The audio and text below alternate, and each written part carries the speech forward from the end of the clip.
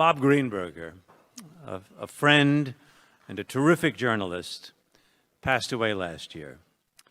He traveled the world reporting for the Wall Street Journal, and when he retired, he wrote for Moment, and he helped Nadine create the Daniel Pearl Investigative Journalism Initiative to honor the memory of Wall Street Journal reporter Daniel Pearl, who was slain by terrorists in Pakistan in 2002.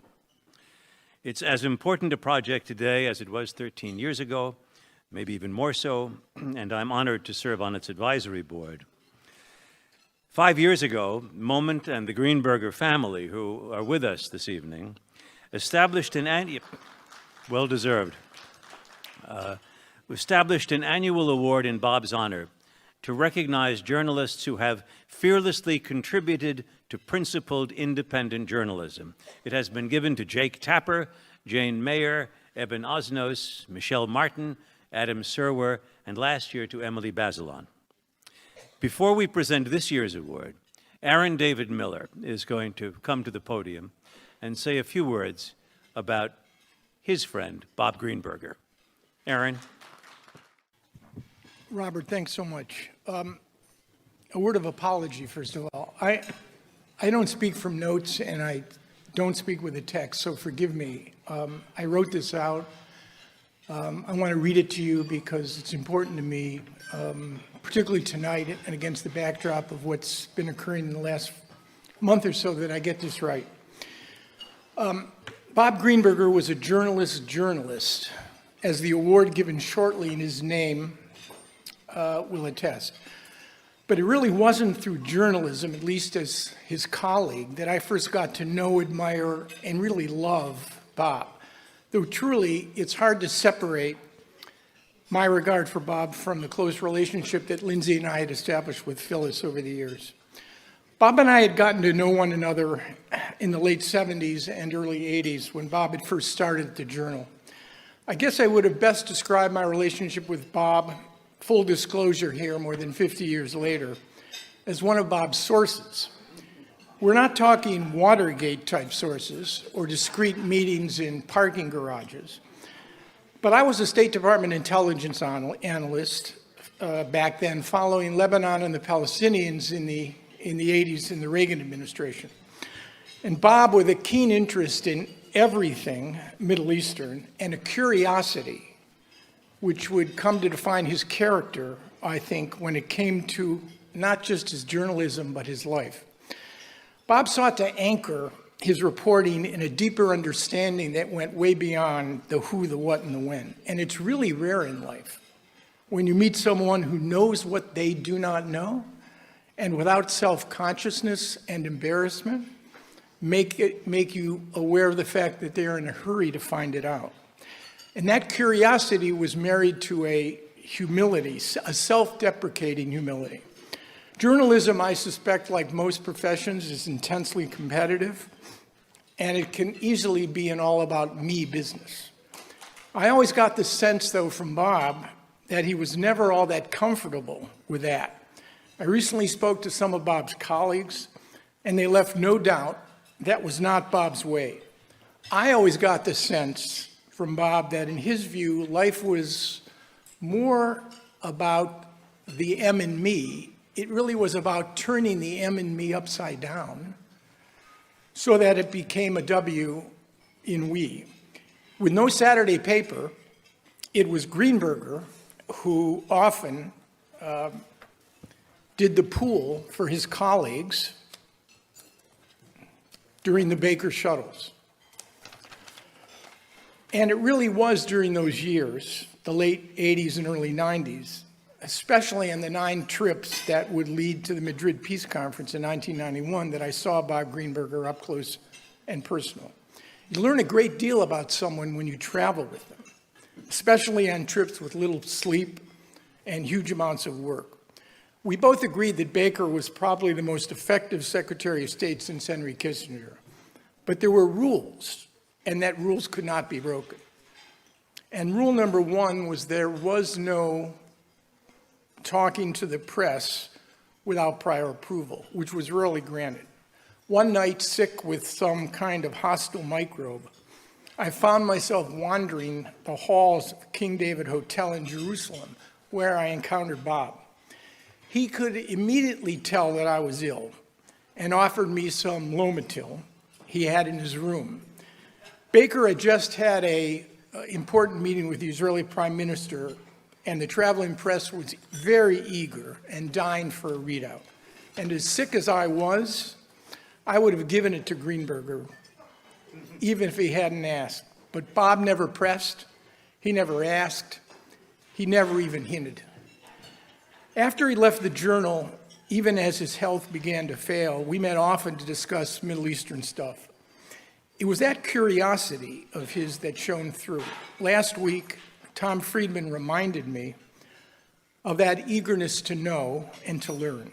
Tom's image of Bob during his best years was mine too, and it really brought tears to my eyes.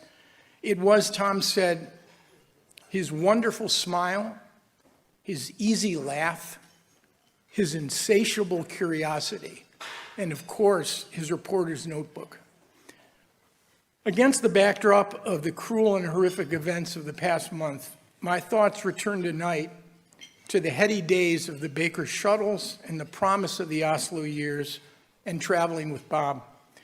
He saw and he covered it all. And like some of us, he truly believed that better days lay ahead. He felt deeply about things Middle Eastern, specifically about Israel, and would have been horrified, I think, today by how quickly all of it had collapsed. He was no dreamer, but I guess I'd call him, to quote Jack Kennedy, an idealist without illusion. The arc of history often bends in strange and very unpredictable ways. Hoping is not enough. And Bob Greenberger would have agreed that it's up to us, to work tirelessly and fearlessly to bend that arc of history in the right direction. I miss him, and so does everyone who was fortunate enough to cross his path. To Phyllis, to Peter, to Scott, and to Eric, and to all of you here tonight. May his memory be a blessing and a source of inspiration to all those who knew and who loved him. Thank you.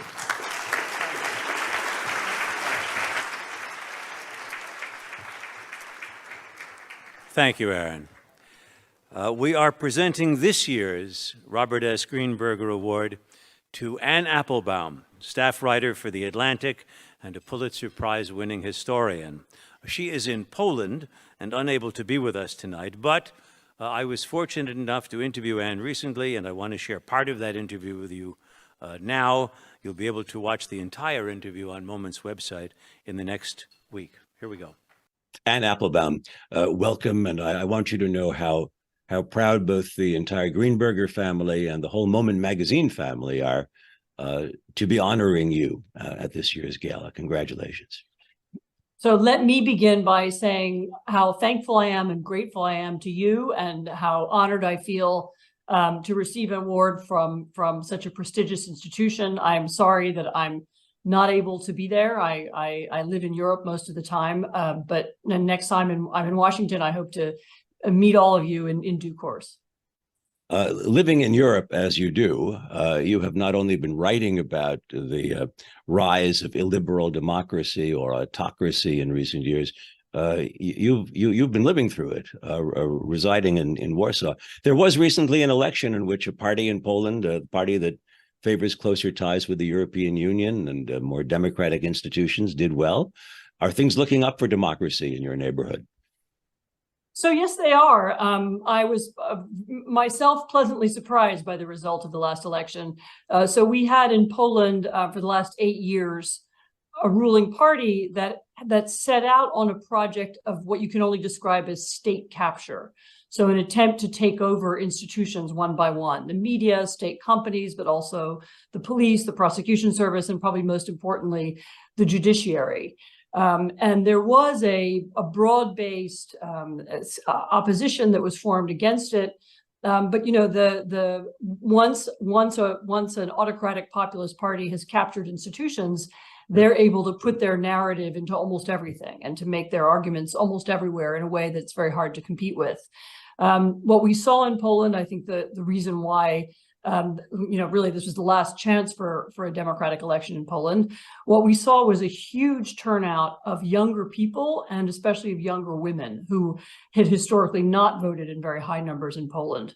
And I think it shows the way for a lot of democratic parties, and this is actually the victors in Poland were actually a center-right party as opposed to a far-right party. So it's about the center-right, the center-left. Democratic parties, it shows a way for them to defeat this populist wave, which there's a version of really in every country in the democratic world now. And I just want to ask you a couple of questions about your worldview and how you see yourself. You would describe yourself as a conservative, part of which means that entails a certain pessimism and a certain, you would say, realism, I guess.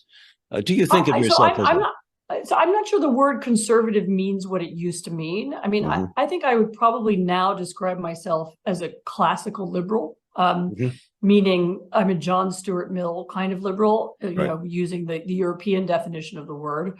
Rather than, I don't know, the word liberal also has become diluted. It means different things in different places as well.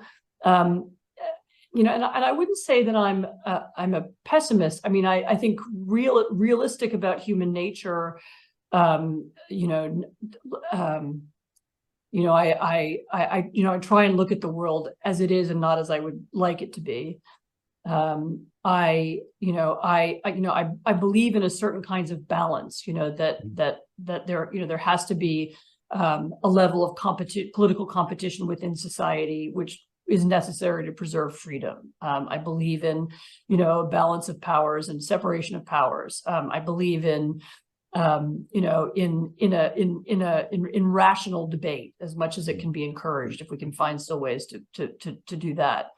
And all of those things are actually under threat in the modern world. Some from political movements and some from the nature of modern technology. Pessimism is a harsh word, actually. I'm going to adopt something that a friend of mine once described. Madeleine Albright used to describe herself as an optimist who worries a lot. So maybe I'll stick to that.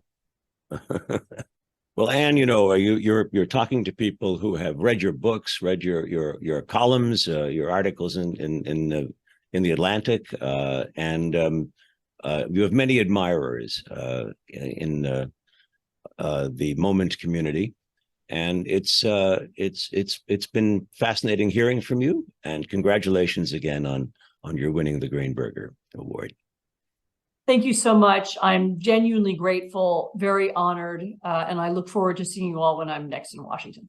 Let the record show that Anne Applebaum that day had just flown a gazillion hours in from Singapore to Warsaw, and is more coherent on no sleep over 48 hours than I am after a good night's sleep.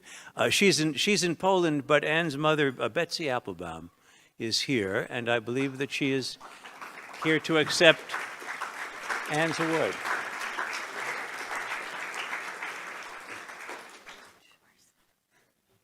Thank you all. She's so honored to receive this award, and she's so sorry that she couldn't be here.